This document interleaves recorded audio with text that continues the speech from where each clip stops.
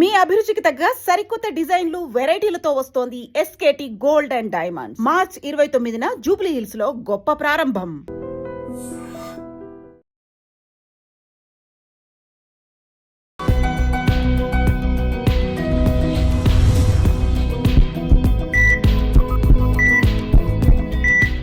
Welcome to Healthy Conversation with iDream. Na peru Lumpini. Today we have surgical gastroenterologist Dr. Sriman Narayan Garu from Yashoda Hospitals.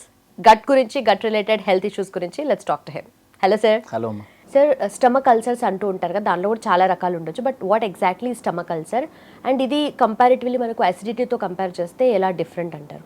జనరల్గా అండి ఈ acidity అనే దాంట్లో ఏంటంటే ఒక్కొక్కళ్ళు ఒక్కొక్క టైప్ ఆఫ్ టర్మినాలజీని యూజ్ చేస్తారు. జనరల్గా ఏంటంటే ఒక లోకల్ నార్మల్ పబ్లిక్ అనుకోండి, అంటే ఏమీ రాని పబ్లిక్ అనుకోండి, చదువు రాని ఇల్లిటరేట్స్ వాట్ ఎవర్ థింగ్, వాళ్ళు ఏం చెప్తారంటే తిన్నది అరగలేదండి, కొంచెం తినగానే బాగా టైట్గా ఉంది, అసలు తిన్నది నేను ఎప్పుడు మార్నింగ్ తిన్నాను ఇప్పుడు దాకా అరగలేదండి. Okay, that is the same. అట్లా కాకుండా కొంచెం సిటీలో ఉన్న వాళ్ళు కానీ బాగా చదువుకున్న వాళ్ళు నాకు గ్యాస్ట్రిక్ ప్రాబ్లం ఉంది, బ్లోటింగ్ ఉంది, బెల్చింగ్స్ వస్తున్నాయి, అంటే తేన్పులు ఎక్కువ వస్తున్నాయి అని వాళ్ళు చెప్తారు. కొంచెం వర్డ్స్ డిఫరెంట్గా ఉంటుంది. అట్లా కాకుండా ఇంకా కొంచెం మెడికల్కి సంబంధించిన వాళ్ళు ఏం చేస్తారంటే నాకు గ్యాస్ట్రైటిస్ ప్రాబ్లం ఉంది అని చెప్తారు అనమాట. రైట్. అదే పేషెంట్కి నేను ట్రీట్మెంట్ రాసేటప్పుడు ఏంటంటే యాసిడ్ పెప్టిక్ డిసీజ్ అని రాస్తాను, అంటే ఏపీడీ అని రాస్తాను. అలా కాకుండా ఒక మెడికల్ గ్యాస్ట్రోఎంట్రాలజిస్ట్ ఎండోస్కోపీ చేశారండి, చేసిన తర్వాత ఏం రాస్తారంటే esophagitis, duodenitis, gastritis, stomach gastric ulcer, peptic ulcer. ఇప్పుడు నేను లే పర్సన్ దగ్గర మొదలుపెట్టిన వర్డ్ ఈ వర్డ్ సేమ్, అన్నీ సేమ్. ఓకే, అంతే తప్పించి ఒకదానికి డిఫరెన్స్ ఏం లేదు. డిఫరెన్స్ ఎప్పుడు వస్తుంది అంటే సివియారిటీ, అంటే పేషెంట్ యొక్క కంప్లైంటే సివియారిటీ. అంతే తప్పించి ఫస్ట్ చెప్పిన ఇండైజెషన్ ప్రాబ్లమ్కి లాస్ట్ చెప్పిన పెప్టిక్ అల్సర్ అనే టెక్నికల్ వర్డ్స్కి ఏం డిఫరెన్స్ లేదు, ఆల్ ఆర్ సేమ్. కాకపోతే ఒక్కొక్కరు ఒకటి యూజ్ చేస్తారు. నేను ఎండోస్కోపీ చేసినప్పుడు నాకు లోపల అల్సర్స్ కనిపిస్తే నేను యూజ్ చేస్తాను, తప్పించి నో డిఫరెన్సెస్ అని. యాక్చువల్గా కంప్లైంట్ బట్టే మారుతుంది అనమాట. సపోజ్ నాకు పేషెంట్కి ఈసోఫాజైటిస్ అని వచ్చింది వర్డ్ అనుకోండి, ఆ పేషెంట్కి మేమేం చెప్తామంటే రిఫ్లెక్స్ డిసీజ్ ఉందని చెప్తాము. అంటే యాసిడ్ ఫుడ్ పైప్లోకి వెళ్ళి ఈసోఫాగస్ని అంటే ఫుడ్ పైప్ని డ్యామేజ్ చేస్తుందని చెప్తాం. దాన్ని ఈసోఫాజిటిస్ అంటాం, రివర్స్ వెళ్ళటం వల్ల. వాళ్ళకి ఏంటంటే ట్రీట్మెంట్ డిఫరెంట్ ఉంటుంది. యాక్చువల్గా వాళ్ళకి ఏంటంటే జనరల్గా సర్జరీకి వెళ్ళాల్సి వచ్చే ఛాన్సెస్ ఉంటాయి. అట్లా కాకుండా ఓన్లీ గ్యాస్ట్రైటిస్ ఉన్న వాళ్ళు, ఓన్లీ స్టమక్లోనే కంప్లైంట్ ఉన్న వాళ్ళకి ఏంటంటే మనం మెడిసిన్స్ మేనేజ్ చేసుకుంటే సరిపోతుంది. మెడిసిన్స్తో పాటు ప్రతి పేషెంట్కి కంపల్సరీ డైట్ మోడిఫికేషన్ ఉంటుంది, స్ట్రెస్ ఇష్యూస్ ఉంటాయి, ఫిజికల్ యాక్టివిటీస్ ఉంటాయి. సో ఎవరికి ఉన్నది ఏంటంటే మనం హిస్టరీ ప్రకారం చెప్పాలి యాక్చువల్గా. సో హిస్టరీలో పేషెంట్ నాకు కొంచెం తినగానే టైట్ ఉందండి, లేకపోతే పొట్టంతా బెలూన్ లాగా ఉప్పిపోతుంది, తేన్పులు బాగా వచ్చేస్తున్నాయండి అని చెప్తే నెక్స్ట్ ఏంటంటే కొన్ని రోజులు ఒక 3 days బాగుంటుంది, 3 days బాగోదు, ఏం తిన్నా లేజీ ఫీలింగ్ వస్తుంది, తిన్నట్టే ఉండదు, వర్క్ చేసినట్టే అనిపించదు. ఇవన్నీ ఏంటంటే గ్యాస్ట్రిక్ ప్రాబ్లం ఉన్నాం, అంటే నార్మల్ గ్యాస్ ప్రాబ్లం. వాళ్ళు కానీ గట్ట ఎన్ని సైన్స్ ఇస్తుందో మనకి కంప్లైంట్స్ అన్ని క్లియర్గా చెప్తుంది. ప్రాబ్లం ఏంటంటే మనం డాక్టర్కి చెప్తాం. రైట్. అది అలా కాకుండా ఏంటంటే కొంతమందికి లేదు నాకు స్టమక్లో ఏ ప్రాబ్లం లేదండి, ఛాతిలో బాగా మంట అనిపిస్తుంది, నెక్స్ట్ ఏంటంటే గొంతు లోపలికి ఏదో ఒక తేన్పులాగా వచ్చి వాటర్ లాగా అని అన్నం మెతుకుల్లాగా అని వస్తున్నాయి, నైట్ టైం పడుకున్న తర్వాత కాఫ్ వస్తుంది, లేకపోతే లాంగ్ టర్మ్ ఒక 3-4 months నుంచి కాఫ్ ఉంటుంది. ఇవన్నీ reflux problems. First problem gastric ప్రాబ్లమ్స్కి మెడిసిన్స్, డైటరీ మోడిఫికేషన్స్ చేస్తే చాలు. సెకండ్ ప్రాబ్లంకి ఏంటంటే మెడిసిన్, డైటరీ మోడిఫికేషన్, దాంతోపాటు పొజిషనల్ చేంజ్ అని చెప్తాం. అంటే రాత్రిపూట పడుకునేటప్పుడు తల దగ్గర కొంచెం హైట్ పెట్టమని చెప్తాం. హైట్ అంటే పిల్లోస్ కాదు, బెడ్ హైట్ లిఫ్ట్ చేయాల్సి వస్తుంది, అంటే బెడ్ హెడ్ సైడ్ కొంచెం లిఫ్ట్ చేసుకోవాల్సి వస్తుంది. కానీ వీళ్ళలో చాలామందికి ఏంటంటే మెడిసిన్స్తో పెద్ద మేనేజ్ అవ్వదు. వాళ్ళకి రిఫ్లెక్స్ నిజంగా ఉంటే వాళ్ళకి సివియారిటీ ప్రకారం ఏంటంటే మనం సర్జరీకి వెళ్ళాల్సి వస్తుంది. సో ఏ పేషెంటు అతని హిస్టరీ ప్రకారము మనం మెడిసిన్స్ ఇస్తే అతను ఎలా మేనేజ్ అవుతుంది, రిలీఫ్ వస్తుందా లేదా అని బేస్ చేసుకొని మనం ట్రీట్మెంట్ ఇవ్వాల్సి వస్తుంది అనమాట. సో గ్యాస్ట్రిక్ అల్సర్ అనేది చూడటానికి టెక్నికల్గా ఒక వర్డ్లో అనిపిస్తుంది కానీ they have multiple issues. Okay, but ఆ గ్యాస్ట్రిక్ అల్సర్ అనేది ఎందుకు అరైజ్ అవుతుంది అండ్ ఎలా ఉంటుంది? బాగా ఎసిడిటీ ప్రాబ్లమ్స్ ఎక్కువ ఉన్న వాళ్ళకి అల్సర్స్ ఫామ్ అయిపోతుందండి లోపలికి. మనకి ఏంటంటే స్టమక్ లోపల pH వాల్యూ 0.8, అంటే మనం ఆల్మోస్ట్ లైక్ కెమికల్స్ యూస్ చేస్తాం, కెమికల్ ఫ్యాక్టరీలో యూస్ చేసే లేకపోతే మన బాత్రూమ్స్ క్లీన్ చేసే యాసిడ్స్ ఉంటాయి కదా, దానికన్నా హై పవర్ఫుల్ అనమాట యాక్చువల్గా మన ఫుడ్ అరగడానికి. ఎప్పుడైతే మనము మరీ ఎక్కువగా డైట్ చేస్తున్నా, ఫాస్టింగ్స్ ఎక్కువ చేసినా, టైంకి తినకపోయినా ఆ యాసిడ్ లెవెల్స్ ఎక్కువ అయిపోతాయి, బాగా ఎక్కువ అవుతాయి. అంటే అదే యాసిడ్ లెవెల్స్కి డైజెషన్ చేసుకోవడానికి ఫుడ్ దొరకలేదు అనుకోండి, మన స్టమక్ లోపల ఉన్న లేయర్నే డ్యామేజ్ చేస్తుంది. ఆ డ్యామేజ్ చేసే ప్రాసెస్ పేరే అల్సర్. Okay okay. అదేంటంటే మనకి పై లేయర్ ఒక్కసారి బ్రీచ్ అయింది అనుకోండి అల్సర్ లాగా, మన యాసిడ్ లోపలికి వెళ్ళిపోతూనే ఉంటుంది, అంటే లేయర్స్కి వెళ్ళిపోతూనే ఉంటుంది. తర్వాత ఫస్ట్ అల్సర్ అనుకుంటాము, కొన్ని రోజుల తర్వాత బ్లీడ్ అవుతుంది, కొన్ని రోజుల తర్వాత అది క్యాన్సర్స్ కింద కన్వర్ట్ అవుతుంది. సో ఒకసారి అల్సర్ ఫామ్ అయింది అంటే కీప్ ఆన్ డ్యామేజింగ్ అనమాట. సో ఫస్టే రాకుండా చూస్తాము, ఒకవేళ వచ్చిన తర్వాత అల్సర్ని as easily as possible heal అయ్యేలాగా చూడాలి. కొంతమంది క్వశ్చన్స్ అడుగుతారనమాట, ఏంటంటే గ్యాస్ట్రిక్ అల్సర్ లాస్ట్ టైం మాకు ఎండోస్కోపీలో గ్యాస్ట్రిక్ అల్సర్ అని వచ్చిందండి, ఇప్పుడు కండిషన్ ఎట్లాగో కనుక్కోవాలి, ఏం చేయాలనేది. చేయాలంటే ఎండోస్కోపీ చేయాలి, కానీ మీ కంప్లైంట్ బాగానే ఉందనుకోండి, సపోజ్ మీకు ఏ కంప్లైంట్ లేదు, హ్యాపీగా ఉంది, నో ప్రాబ్లమ్స్, మీరు లోపల ఎండోస్కోపీ చేసి లోపల నాకు అల్సర్ ఉన్నా నేనేం ట్రీట్మెంట్ ఇవ్వను. సో అల్సర్ ఉంది కదా అని ఎండోస్కోపీ చేసి చెక్ చేసుకోవాల్సిన అవసరం ఏం లేదు యాక్చువల్గా అనమాట.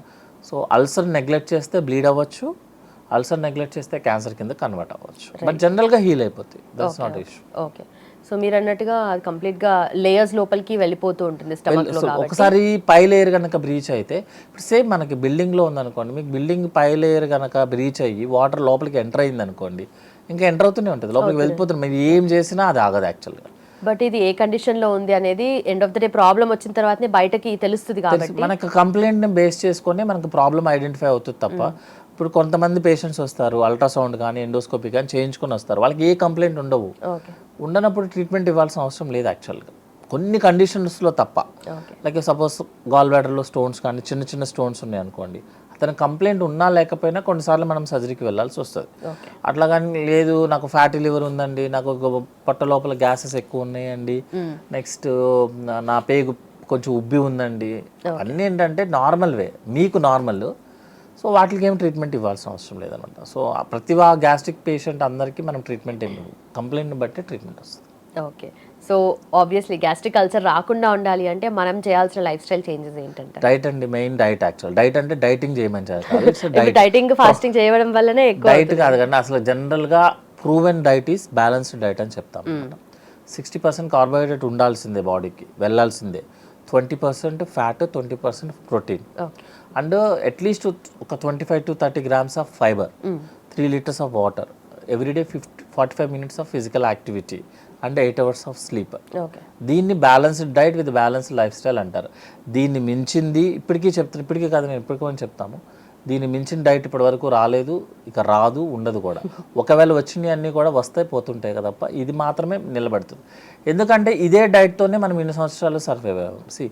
ఒక్క టైంలో ఉన్న ఎన్విరాన్మెంట్ని దాటే మనం ఇక్కడ దాకా వచ్చాము. సో కోవిడ్లు ఇవన్నీ దాటి కదా మనం వచ్చింది, ఇప్పుడు వచ్చే చిన్న చిన్న వాటి don't bother actually. So balanced diet నన్ను లైఫ్ స్టైల్ కొంచెం స్ట్రెస్ లెవెల్స్ తగ్గించుకొని వెళితే సపరేట్గా డైట్ చేయాల్సిన అవసరం ఏం లేదు యాక్చువల్లీ. కరెక్ట్. అసలు ఆ బేసిక్దే కరెక్ట్ అయిపోతే మిగతా కొత్తగా మీరు కీటో డైట్ అని చేస్తారు. సపోజ్ నేను అనుకుంటా కీటో డైట్ చేద్దాం అనుకున్నా, మీరు మొత్తం ప్రోటీన్ ఇచ్చేస్తారు బాడీకి, మీరు మొత్తం ప్రోటీన్ బాడీకి ఇస్తే ప్రోటీన్ మొత్తం అరిగించుకోవాల్సిన అవసరం బాడీకి ఏంటండి? ఇంకోటి, మీరు ఏ కెమికల్ ఫ్యాక్టరీ కన్నా వెళ్ళండి, డైరెక్ట్గా 2 లిక్విడ్స్ని వాళ్ళు ఎవరు కలిపి చెయ్యరు, దానికి ఒక బేస్ ఉంటుంది, ఆ బేస్ మీద ఒక లిక్విడ్ దాని మీదే రియాక్ట్ అవుతుంది, కెటలిస్ట్ అంటాం. వితౌట్ కెటలిస్ట్ మీకు కెమికల్ రియాక్షన్ అవ్వదు. అట్లాంటప్పుడు మీకు మన బాడీలో ప్రోటీన్ డైరెక్ట్గా డైజెస్ట్ ఎట్లా అవుతుంది? బ్యాక్గ్రౌండ్లో కార్బోహైడ్రేట్ ఉంటేనే ప్రోటీన్ డైజెస్ట్ అవుతుంది. అందుకే ప్రోటీన్ తినే వాళ్ళందరికీ, ఆర్టిఫిషియల్ ప్రోటీన్స్ తినేవాళ్ళు, మన బాక్స్లు కొంటారు కదా, వాళ్ళందరికీ బ్లోటింగ్ అనేది వెరీ కామన్. వాళ్ళకి మోషన్స్ కూడా జనరల్గా రావు, వస్తే ఆగవు. సో నా ఉద్దేశం ప్రకారం ఏంటంటే అన్నీ ఉన్న డైట్ తీసుకోవడం, మీకు ఏ రోజైతే ఎంతైతే అవసరమో అంత తినడం. ఎప్పుడైనా మీకు నిజంగా తినాలనిపిస్తే ఆ రోజు తినేసి కంప్లీట్ యువర్ హంగర్. అంతేగాని ఫ్రైడే సాటర్డే వరకు చీట్ మీల్ అని వెయిట్ చేస్తారు. చీట్ మీల్ రోజున వారానికి సరిపడా రేషన్ అయిపోతుంది. అట్లా కాకుండా మీకు ఏదైతే అవసరమో ఆ రోజు కంప్లీట్ చేయండి, ఏం కాదు, నథింగ్ టు. అండ్ ఈ మధ్య ఎక్కువగా మీరు అన్నట్టుగా అన్ని రోజులు వెయిట్ చేసి సింగిల్ టైంలో వీకెండ్లో చేసినట్టుగా ఒమాడ్ అని కూడా చేస్తున్నారు, 1 meal a day అని చెప్పేసి. ఆ కంప్లీట్ డేలో ఒకటే మీల్ తీసుకోవడం కూడా మరి ఎఫెక్ట్ అవుతుంది కదా? ఇప్పుడు నేను ఒక normal employment, just normal employ, నా పని ఏంటంటే సిస్టమ్ మీద కూర్చోవడము, వర్క్ చేసుకోవడము. I don't use more calories అనుకోండి. మీరు 1 day మీల్ కాదు, అది కూడా తినకపోయినా ప్రాబ్లం లేదు. అట్లా అని కాదు, దాన్ని ఇప్పుడు మీరు 1 day ఏదైతే మీల్ అనుకుంటున్నారో దానిని డివైడ్ చేసి బ్రేక్ఫాస్ట్, లంచ్, డిన్నర్ తినండి, తప్పే ఉంది అందులో. మీరు డిన్నర్ సపోజ్ 10% తినండి, మీ ఫుడ్ మొత్తంలో మీ డిన్నర్ 10% తినండి. ఎవరు అడిగి చేంజ్ ఏం అవ్వదు కదా. మీరు ఫైనల్గా 2000 క్యాలరీస్ తీసుకోవాల్సిందే కదా. ఆ 2000నే డివైడెడ్ పోర్షన్లో తీసుకోండి. ఎందుకంటే మన బాడీలో ప్రొడక్షన్ ఆఫ్ జ్యూసెస్ 24 hours. మీరు తినే ఫుడ్ తింటున్నారా తినట్లేదా దానికి సంబంధం లేదు. బట్ టైమింగ్స్ ఫాలో అవ్వడం వల్ల కూడా ఆ టైమింగ్ ప్రకారం మనకు ఆల్రెడీ అలారం క్లాక్ ఫిక్స్ అయి వస్తాం యాక్చువల్గా. ఇప్పుడు సపోజ్ మీరు ఇండియన్ సెటప్లో ఉన్నారనుకున్నాము, కరెక్ట్గా సూర్యుడికి చంద్రుడికి మనకి సెటప్ ఆల్రెడీ ఫిక్స్ అయి వస్తుంది. ఇప్పుడు పొద్దున్న 7కి ఎందుకు లేగాలి, 11కో 12కో లేవచ్చు కదా. రాత్రి ఎందుకు 9 అవ్వగానే మనకి ఎందుకు నిద్ర వస్తుంది. మీరు మళ్ళీ వేరే కంట్రీకి వెళ్ళారు, అక్కడ ఉన్న మనకి చేంజెసే కదా, దాని ప్రకారమే మనం చేంజ్ అవుతుంటాం కదా. అంటే అలారం క్లాక్ అనేది మన ఎన్విరాన్మెంటల్ బేస్ చేసుకొని ఫిక్స్ అవుతుంది, మనం తినే ఫుడ్ని బేస్ చేసుకొని ఎప్పుడు ఫిక్స్ అవ్వదు. సో మీరు ఇంకొకటి ఏంటంటే మన బాడీలో ఉన్న చిన్న డిసడ్వాంటేజ్ ఏంటంటే all juices are continuous flow. Liver juice is almost 2 liters juice production చేస్తుంది, 1 drop కూడా లివర్లో స్టోర్ అవ్వదు, కంటిన్యూస్గా వచ్చేస్తూ ఉంటుంది బయటికి. మరి వచ్చిన జ్యూస్ ఫుడ్తో డైజెషన్ చేసుకోకపోతే అది ఎవరిని డైజెస్ట్ చేయాలి. మీకు సెలవా అంతే, 600 ml సెలవా వస్తూనే ఉంటుంది, మీరు డైజెషన్కి వాడరు దాన్ని. మరి ఎక్కడ వాడాలి దాన్ని. ప్యాంక్రియాస్ ఉంటుంది, almost like 3 liters juice release చేస్తుంది, ఎక్కడ వాడాలి దాన్ని. మీరు తినరు, మీరు హ్యాపీగా ఎప్పుడో 6 o'clock తింటారు. ఈ జ్యూస్ అంతా ఏం చేయాలి, స్టోర్ అవ్వదు. డోంట్ స్టోర్ ఎనీథింగ్, జస్ట్ సర్క్యులేషన్లో తిరుగుతూనే ఉంటుంది. అది ఫుడ్ దొరికితే డైజెస్ట్ చేసుకుంటుంది, కెమికల్ కంప్లీట్ అవుతుంది, దాని పని అది అవుతుంది, మోషన్లోకి వెళ్ళిపోతుంది. సో మీరు 1 day మీల్ దాని బదులు నా ఉద్దేశం ప్రకారం ఏంటంటే బ్రేక్ఫాస్ట్ 50%, 25% ఆర్ 30% లంచ్ తినండి, 20% డిన్నర్ చేయండి. ఎవరు అడిగారు, same calories. Right. Balanced diet. Right, so thank you so much. Thank you. And for more videos, Please subscribe to iDream. Please subscribe to iDream. Please subscribe iDream. And please subscribe to iDream. For more videos, subscribe to iDream. please like, share and subscribe to the channel. Congratulations, iDream. Subscribe to iDream. Subscribe to iDream. So subscribe to iDream Media. iDream ki iDream team andarki huge congratulations. Please subscribe iDream Media. Please subscribe to iDream. Subscribe iDream. Please subscribe to iDream. iDream అంటే నా కళల ఛానల్ను subscribe చేసుకున్న నోరు తిరుగుతలేదు, మీరైతే గంట గుర్తు కొట్టండి. For more such videos, please subscribe to iDream. Subscribe to iDream. Please subscribe to iDream. Please subscribe iDream Media. Please do subscribe to iDream. Please subscribe to iDream Media. For best entertainment and information, please subscribe iDream. And don't forget to subscribe to iDream.